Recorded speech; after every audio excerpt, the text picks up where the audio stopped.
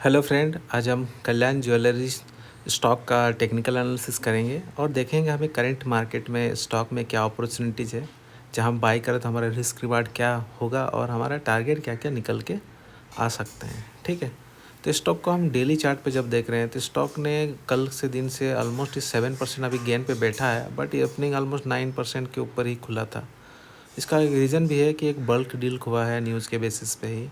तो हम एक बल्क डील को देख के तो इसको बाय नहीं करेंगे, अपना सेटअप देखेंगे जहाँ से हमारा प्रॉपर स्टॉप लॉस बने और टारगेट भी नहीं, तभी हम बाय करेंगे, वरना बल्क डील हो सकता है ट्रैप में भी हो हमारे लिए। ठीक है, तो स्टॉक का जो एक पैटर्न दिख रहा है उस पैटर्न के हिसाब से अगर देखेंगे तो स्टॉक में ऑलमोस्ट 600 से 620 तक में ही स्टॉक ने वीकनेस बन रहा था और वहीं से स्टॉक ने एक डाउन ट्रेंड लिया। और इस ट्रेंड लाइन को अगर देखें तो स्टॉक ने काफ़ी अच्छा से ऑलमोस्ट 3-4 टाइम तो ये सपोर्ट लिया ही है ट्रेंड लाइन को, और वहीं से ही है अप ट्रेंड के लिए मूवमेंट लिया। और जैसे अगस्त का क्वार्टर आया, उस क्वार्टर का रिजल्ट भी काफ़ी शानदार रहा। Q1 का रिजल्ट Q4 से काफ़ी अच्छा था एंड ईयरली बेसिस पे भी इसका प्रॉफिट एंड रेवेन्यू दोनों ही अच्छा रहा। ऑलमोस्ट प्रॉफिट का जो ग्रोथ था ऑलमोस्ट 27 से अबव ही था इसका। तो फंडामेंटल तो स्टॉक अच्छा है। ठीक है, तो स्टॉक फंडामेंटल इसका हाई पी में थोड़ा ट्रेड कर रहा है, ये एक इसका दिक्कत है, वरना स्टॉक में कोई दिक्कत है नहीं। स्टॉक का अगर हम टेक्निकली दूसरा भी हेल्प लेंगे, जैसे EMA और मूविंग एवरेज का हेल्प लेंगे, तो उसमें भी अगर देखेंगे स्टॉक में काफ़ी अच्छा एक सेटअप दिख रहा है कि ये हम 20 डे मूविंग EMA के आसपास से स्टॉक में एक अपसाइड हो रहा है, क्योंकि बाइंग वहीं से क्रिएट बन रहा है। ठीक है, और उसका जो और वॉल्यूम भी देखेंगे तो वॉल्यूम भी एक अपसाइड वॉल्यूम में ही है कि इंक्रीजिंग वॉल्यूम के साथ ही ये बढ़ रहा है। तो मैक्सिमम चांस है इसका जो रेजिस्टेंस एरिया जो है इसके ऊपर अगर क्रॉस करता है तो स्टॉक में अब मोमेंटम दिखने लगेगा, क्योंकि ऑलमोस्ट 2 महीने से ऊपर ये स्टॉक यहीं से रेंज में था। और वही दूसरा RSI भी अगर देखें तो RSI भी एक अपराइजिंग में है। अगर 67 से लेकर 69 के ऊपर सस्टेन करता है तो एक अपसाइड मोमेंटम दिख रहा है। तो मल्टीपल फैक्टर यूज करने के बाद हम देख रहे हैं कि स्टॉक एक अच्छा सेटअप के साथ है।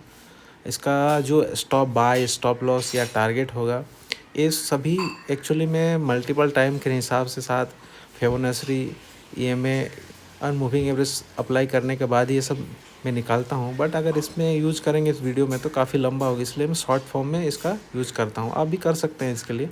तो ये सब यूज़ करने के बाद ही मैं एक्चुअल में इसका स्टॉप लॉस टारगेट वगैरह निकालता हूँ। ठीक है, तो अच्छा सेटअप के साथ स्टॉक बैठा हुआ तो हमारे लिए इम्पोर्टेंट लेवल होगा।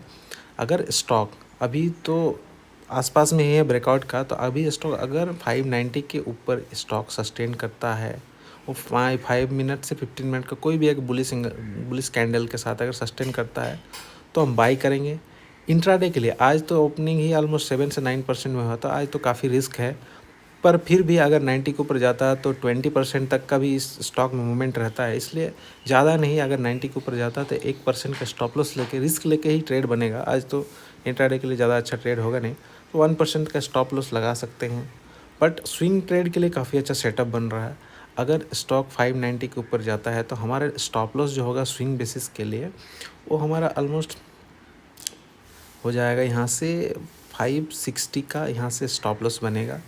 अगर देखेंगे बाइंग लेवल से तो इसका स्टॉप लॉस ऑलमोस्ट 5% तक जाएगा, 4 से 5% तक का स्टॉप लॉस दिख रहा है।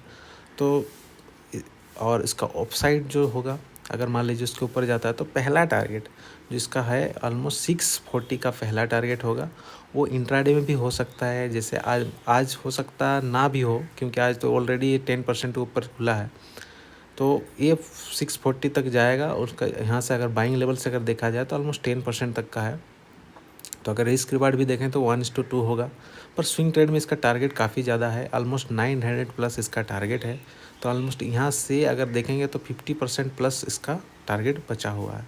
ठीक है, तो हमारे लिए मेन फोकस रहेगा स्टॉक अगर ऊपर जाएगा 590 के तभी बाई करेंगे, वरना बीच में